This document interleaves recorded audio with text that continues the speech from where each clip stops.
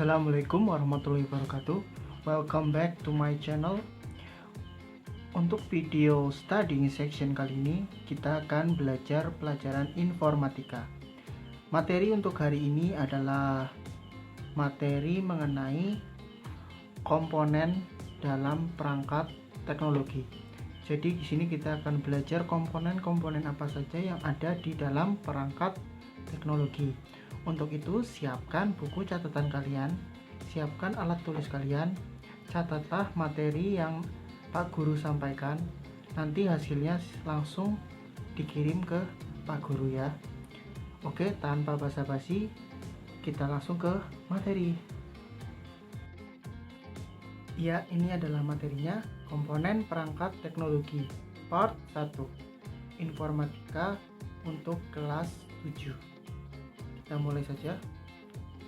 Tujuan pembelajaran. Jadi pembelajaran ini bertujuan untuk mengenalkan komponen-komponen dalam perangkat teknologi kepada kalian. Terus yang kedua, kalian memahami kegunaan tiap-tiap komponen pada perangkat teknologi. Itu jadi ada dua tujuan pembelajarannya. Oke, komponen. Dalam sebuah perangkat teknologi, diatur dulu.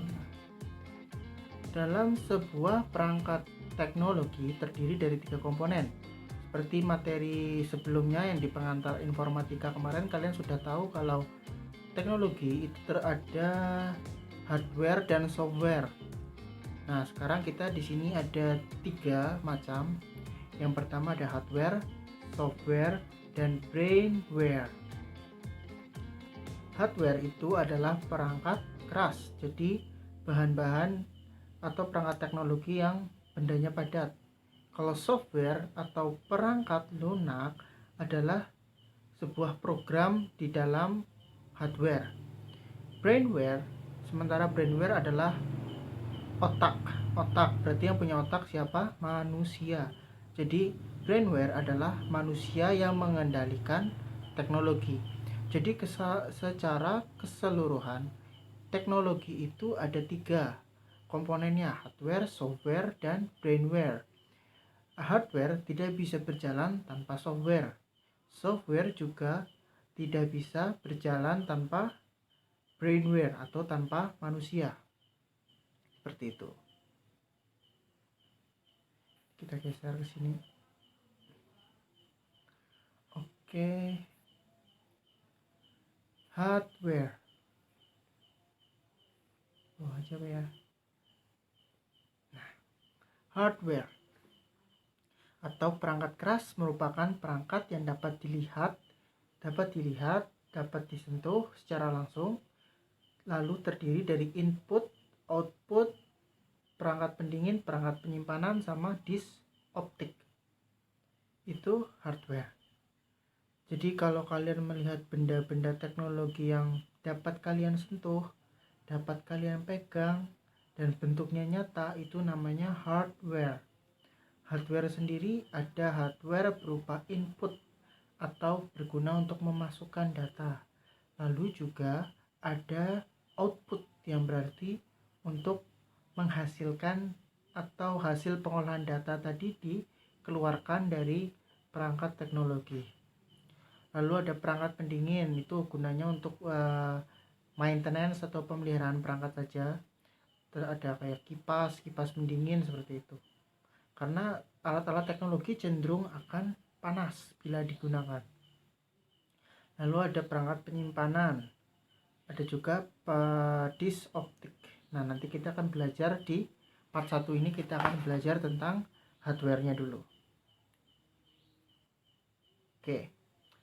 Kita belajar bagian hardware. Yang pertama, kita berkenalan dengan input device. Kalian bisa lihat di gambar di sebelahnya tulisan itu, di situ ada monitor. Monitor itu yang kayak TV, itu monitor.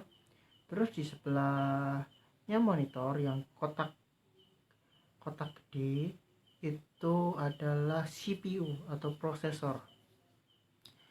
Central Processing Unit. Di sinilah semua data-data yang dimasukkan ke dalam komputer diproses. Lalu ada keyboard, kalian pasti sudah pernah tahu ya keyboard itu apa. Ada mouse, ada mikrofon, printer, headphone, dan speaker.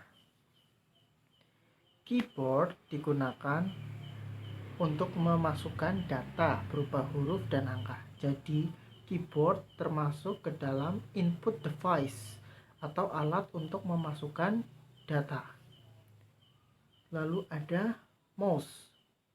Mouse itu untuk menggerakkan pointer atau kursor secara cepat dan melakukan perintah secara praktis. Jadi mouse digunakan untuk input perintah. Perintah di mouse biasanya menggunakan dan tinggal klik klik klik klik klik klik seperti itu. Itu mouse. Kalau yang tadi keyboard, input datanya berupa huruf, angka,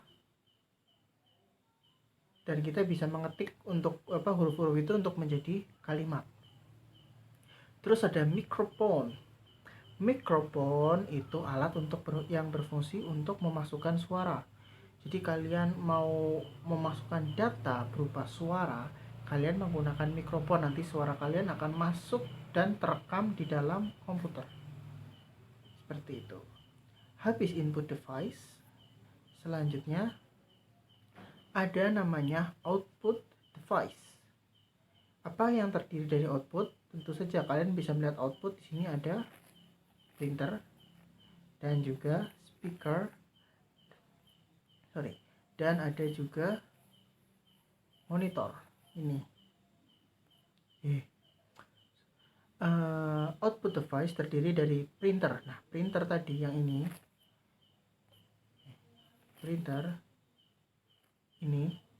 Printer memiliki kegunaan untuk mencetak data menjadi bentuk print, cetak atau cetakan di kertas. Jadi kalau kalian ingin mencetak data kalian yang kalian ketik di dalam komputer, kalian menggunakan printer dan kertas itu.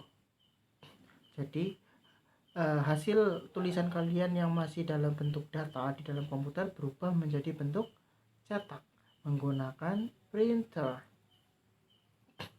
Terus yang kedua ada speaker. Digunakan untuk memproses data berupa suara dan menghasilkan suara keluar. Nah, speaker ini untuk agar kita dapat mendengar suara-suara yang ada di dalam komputer. Misalnya kita menyetel musik di dalam komputer, tidak akan suara itu keluar kalau kita tidak punya speaker yang untuk menjadi alat output mengeluarkan suara. Terus juga ada monitor. Monitor berfungsi menampilkan data software yang sedang berjalan di dalam sebuah perangkat komputer. Jadi monitor itu merupakan layar ya. Layar itu kegunaannya untuk menampilkan apa yang sedang terjadi di dalam komputer. Data-data yang diproses dalam komputer dalam bentuk tampilan gambar, tampilan user interface juga ditampilkan di monitor. Jadi kita tahu apa yang harus kita lakukan untuk mengolah data-data di dalam komputer. Selanjutnya dalam perangkat penyimpanan berikutnya ada RAM. RAM atau Random Access Memory. Kalian pasti kalau beli HP, beli apa pasti sering kan dengar RAM-nya berapa? Kalau RAM-nya 2, RAM-nya 3 itu pasti main game nge-lag. Nah, RAM itu adalah Random Access Memory, sebuah perangkat penyimpanan data sementara pada program yang sedang dijalankan. Jadi dia memproses data sementara. Dia memproses data, menyimpan data secara sementara.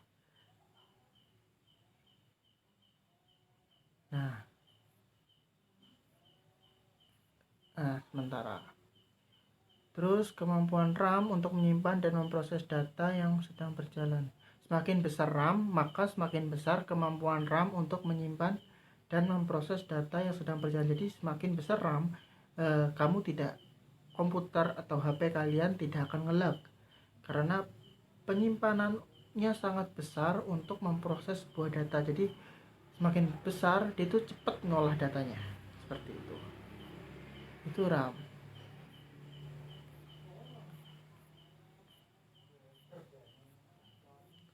Oke, selanjutnya disk optik. Disk optik adalah perangkat keras yang berfungsi untuk memproses data yang tersimpan di dalam disk atau CD DVD. Jadi kalau kalian lihat di atas CPU itu ada kotakan. Kotakan itu biasanya diisi oleh DVD atau CD-ROM yang digunakan untuk membaca disk atau kaset. DVD-ROM adalah disk optik yang berfungsi untuk membaca data yang tersimpan di dalam sebuah DVD lalu menampilkannya di komputer. Jadi DVD-ROM itu tugasnya membaca dalam data di dalam disk atau di dalam DVD atau CD tadi. Jadi kalau kita memutar film yang ada di DVD atau CD, kalian bisa menggunakan DVD-ROM yang biasanya sudah terpasang di CPU. Seperti itu. Cukup sekian untuk part 1 ini tentang hardware. Selanjutnya kita akan lanjut ke part 2 tentang software. Namun sebelum itu, di sini ada beberapa tugas buat kalian. Pertama tadi, catatlah materi yang sudah disampaikan dalam video. Hasil catatannya nanti dikirim seperti biasa. Terus nomor 2, jelaskan apa saja komponen pada sebuah perangkat teknologi. Yang ketiga, jelaskan apa kegunaan dari monitor, keyboard, dan RAM. Nah, kerjakan di buku catatan kalian, nanti dikirim hasilnya. Sekian untuk pelajaran hari ini. Wassalamualaikum warahmatullahi wabarakatuh.